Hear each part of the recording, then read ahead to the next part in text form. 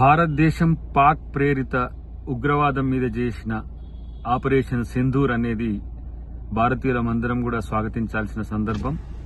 అంతేకాకుండా అంతర్జాతీయ సమాజం నుంచి కూడా పెద్ద ఎత్తున భారతదేశానికి మద్దతుగా వస్తున్న ఈ క్రమంలో భారతీయులందరం ఏకమై భారత ప్రభుత్వానికి మన సంపూర్ణ మద్దతును తెలియజేస్తూ పాకిస్తాన్ చేస్తున్న ఇలాంటి వివాదాస్పద కుట్రలను తిప్పికొట్టడానికి భారత ప్రభుత్వానికి మన సమర్థన భారతీయులందరిది, అన్ని రాజకీయ పక్షాలది, పౌర సమాజానికి అవసరం.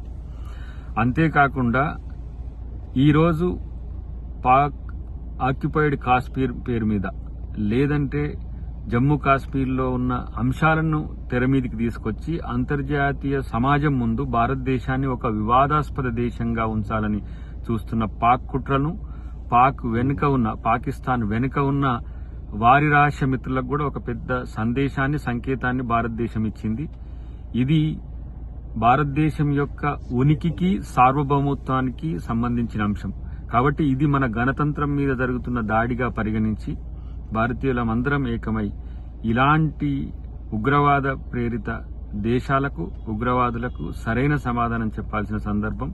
భారతీయులమంతా ఏకోన్ముఖమై పోరాడాల్సిన సందర్భం. కాబట్టి అందరం ఏకతాటి మీద నడవాలని, మన శాంతి భద్రతలకు విఘాతం కల్పించే వారి పట్ల జాగ్రత్తగా ఉండాలని చెప్పి తెలియజేస్తూ జై భారత్.